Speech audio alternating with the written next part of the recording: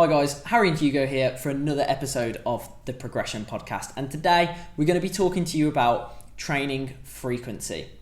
So we're going to run this topic through three different questions, which is number one, what is perfection? So what are most people thinking they need to be doing to achieve the top level of training frequency? Then we're going to ask where most people are starting at. So what is a common start position?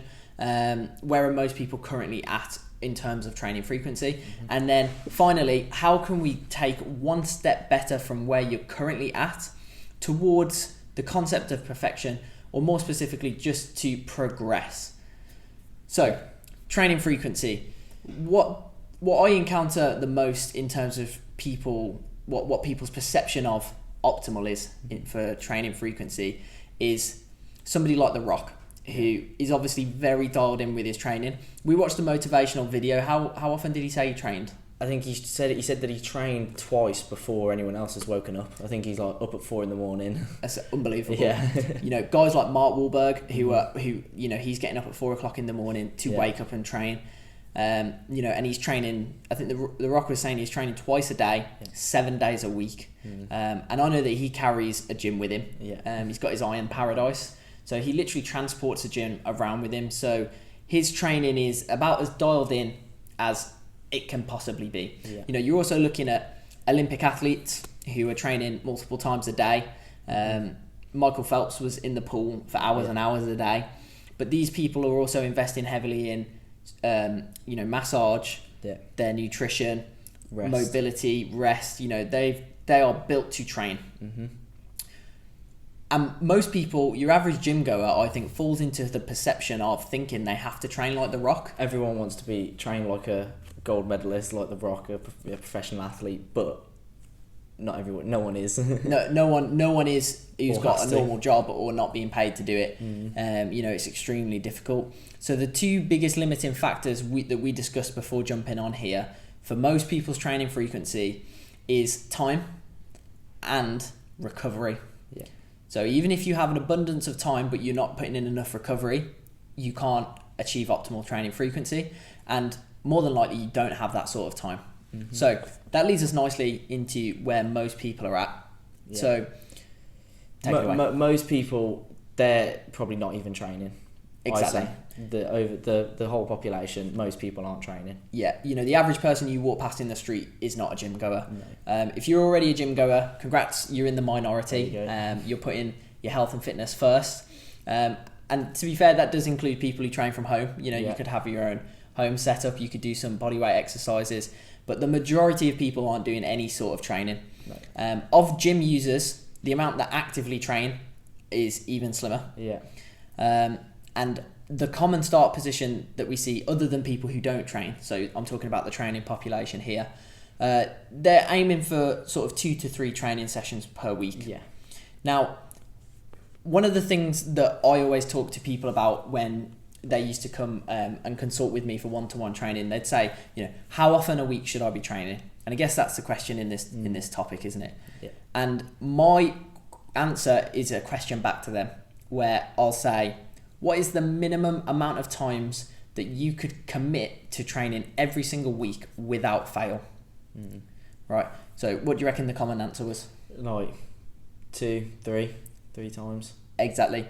When you frame it like that and you think of the minimum expectation, that's going to be the start point. Yeah. Because if I said to you, optimal amount of times to train, 7, twice a day, how many people are actually going to be able to do that?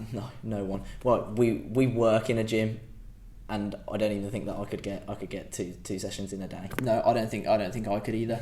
And there's been times in both of our lives where we've trained 6 or 7 times a week. I've trained multiple times a day before.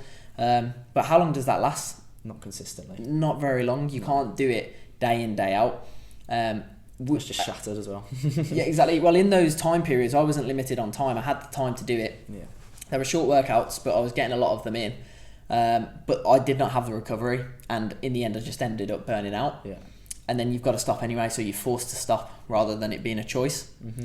So if most people's start point is 2 to 3 sessions as a minimum, how can you take one positive step towards enhancing, let's call it the frequency, perhaps, or at least the quality of those sessions? I'd say frequency is just a point of being realistic. There's setting realistic expectations and just starting off with the bare minimum. Yeah. Just doing that. And then quality, I'd say just asking people what to do, like us, other gym users. Yeah, I totally agree. I think setting those bare minimum standards and cementing the workouts into routine. Yeah. So I know right now we train Tuesday, Thursday, Sunday without fail, because there's a time slot allotted to those workouts, and we haven't missed one other than you being ill. I've been ill.